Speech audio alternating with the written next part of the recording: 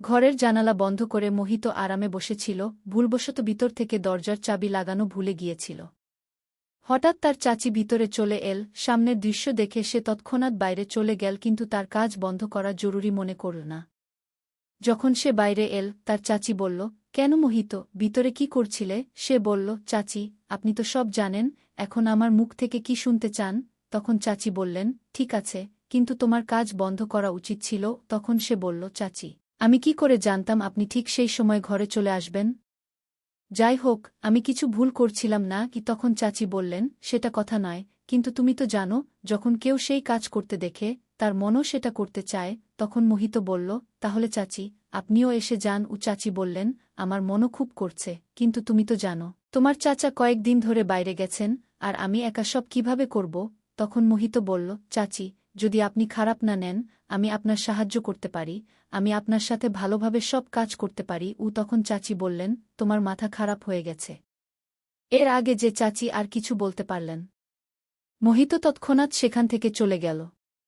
যাই হোক, সে তো তার চাচির সাথে অনেক আগে থেকেই সেই কাজ করতে চেয়েছিল, কিন্তু বলার সাহস পাচ্ছিল না। কিন্তু আজ চাচি তাকে দেখে ফেলেছিলেন, তাই আজ কথা বলার সঠিক সময় এসে গিয়েছিল এবং সঠিক পরিবেশও ছিল। তাই সে তার কথা বলে দিল।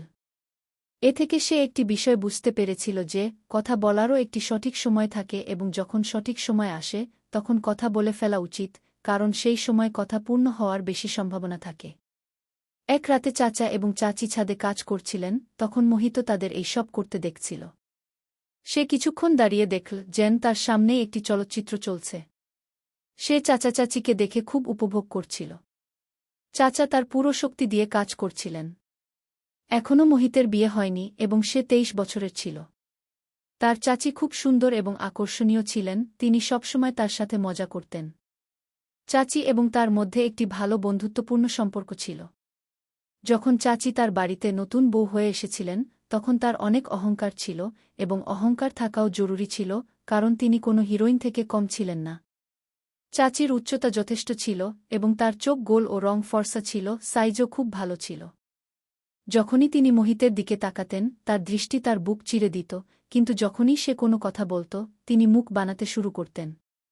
তখন থেকেই সে বুঝে গিয়েছিল যে চাচির ভিতরে সৌন্দর্যের অহংকার ভরা আছে। মোহিতের চাচা একটি কোম্পানিতে কাজ করতেন, যেখানে তিনি কাজ করতেন সেই জায়গা তার বাড়ি থেকে ৭০ কিলোমিটার দূরে ছিল।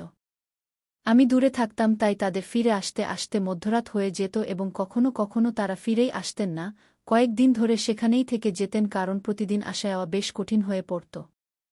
যখন চাচা বাড়ি আসতেন না, তখন চাচি তার রুমে একা থাকতেন। মোহিত চাচিকে বহুবার একা কষ্ট পেতে দেখেছে এবং তাকে দেখে সে অনুভব করত যে চাচা মধ্যরাতে বাড়ি আসেন, কখনো কাজ করেন, কখনো না। চাচির যতটা ভালোবাসার প্রয়োজন, চাচা ততটা ভালোবাসা তাকে দিতে পারছেন না, এই বিষয়টি সে ভালোভাবেই বুঝে গিয়েছিল। একদিন সকালে মোহিত দেখল যে চাচি বেশ বিষণ্ণ দেখাচ্ছেন। তখন সে তাকে জিজ্ঞাসা করল, চাচি, কি হয়েছে? আপনি এত বিষণ্ণ কেন?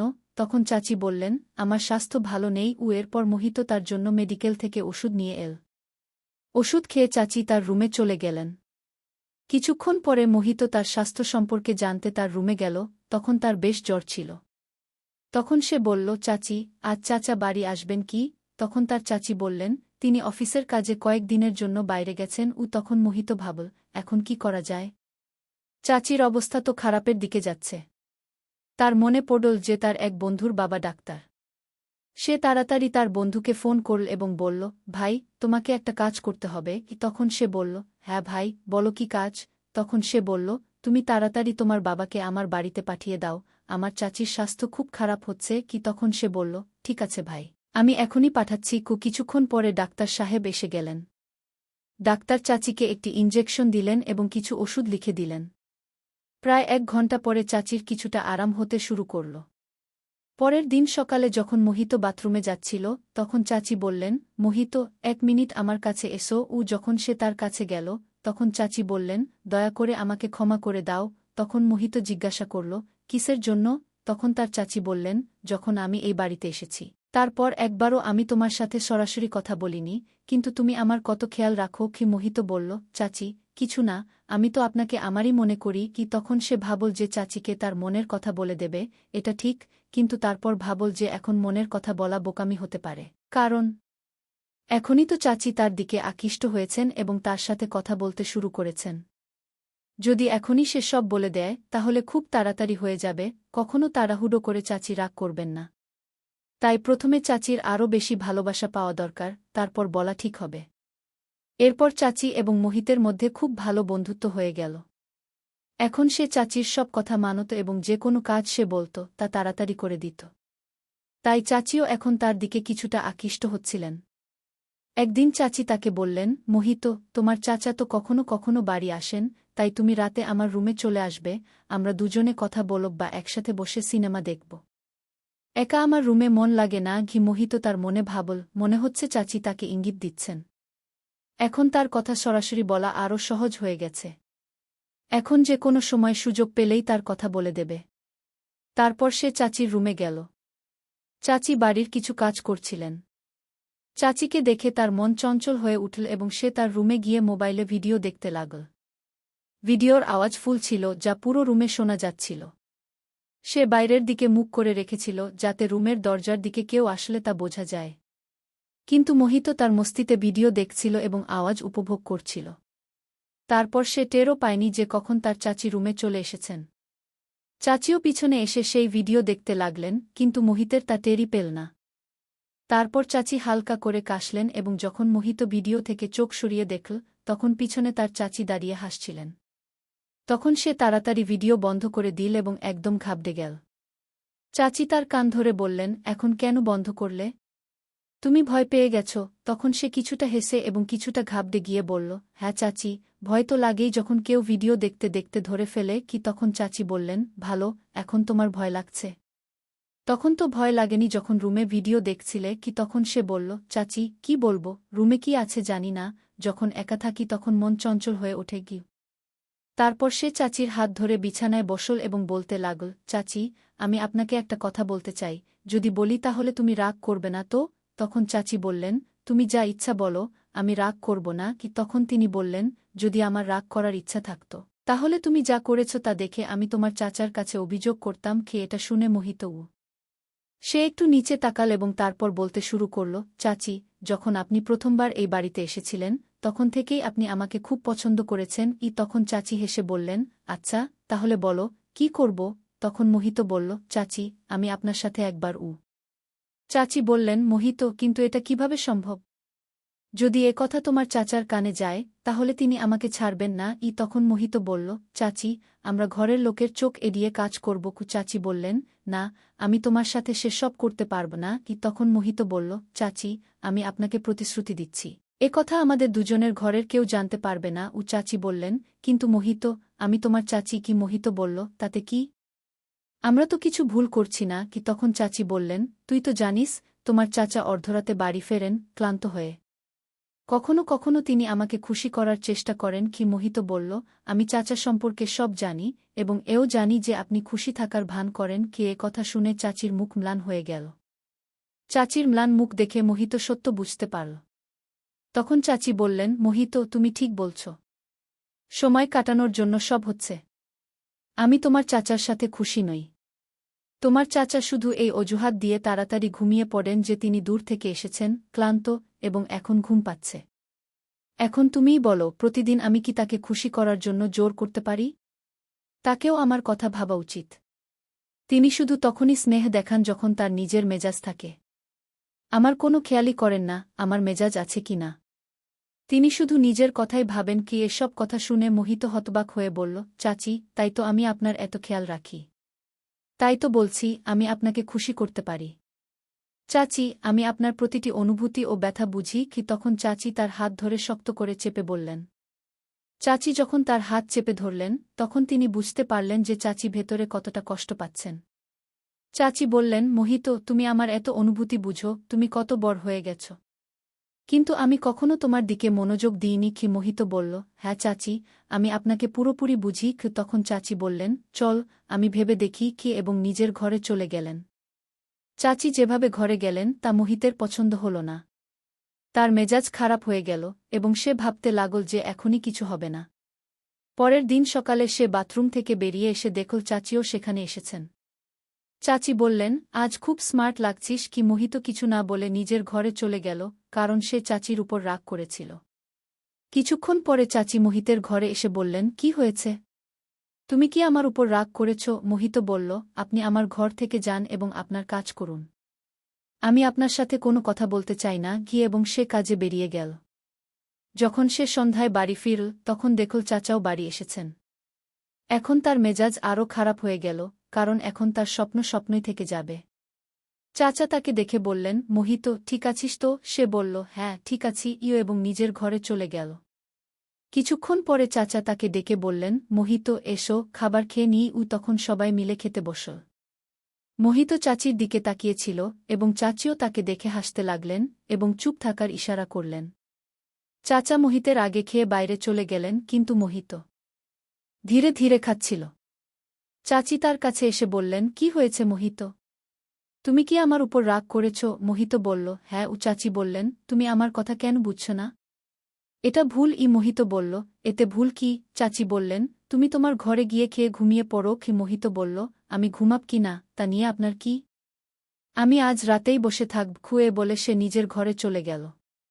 সে মনে মনে ঠিক করল যে এখন যা হোক, একবার হলেও তার স্বপ্ন পূরণ করবে। যখন সবাই ঘুমিয়ে পড়ল, মোহিত তার ঘরের দরজা খুলে রাখল, যাতে চাচি বুঝতে পারেন যে সে ছাদে যাচ্ছে। সে ছাদে গিয়ে 2 মিনিট বসে থাকল। তখন সে পায়েলের আওয়াজ শুনতে পেল। পিছনে ফিরে দেখল চাচি ছাদে আসছেন। চাচি তার পাশে বসে বললেন, তুমি পাগল হয়ে গেছ? এত রাতে ছাদে কি করছ? তখন মোহিত বলল, আমি যা ইচ্ছা করব তাই করব। আপনি নিচে যান। তখনই চাচি তার হাত ধরে নিজের হাতে নিলেন এবং বললেন, মোহিত, ভেতর থেকে আমিও তোমার সাথে কি? এতটা বলার পর একটু থেমে আবার বললেন, কিন্তু এখন আমরা সেই কাজ করব না, কারণ এখন এটা আমাদের দুজনের জন্যই ভালো হবে। কিন্তু যে কাজ তুমি আমার সাথে করতে চাও, একদিন তুমি অবশ্যই করবে। শুধু একটু ধৈর্য ধরো। চাচির কথা সে বুঝে নিল এবং বলল, ঠিক আছে চাচি। সকালে আবার চাচি বললেন, মোহিত, আমার কথা মন দিয়ে শোনো। আমি বলেছি না বলে দেব। তারপর সকাল হলে মোহিত এবং চাচি চা পান করছিলেন, তখনই চাচা এসে বললেন, আমি তোমাদের দুজনকে একটা কথা বলতে এসেছি। এখন আমি আর কখনো ফিরে আসব না। আমি অফিসের কাজে বাইরে যাচ্ছি এবং প্রায় 3 মাস পরেই ফিরব। তখন চাচা বললেন, মোহিত, এখন এই ঘরের দায়িত্ব তোমার। তোমার চাচির ভালোভাবে খেয়াল রাখবে। মোহিত বলল, চাচাজি, আপনি নিশ্চিন্ত থাকুন।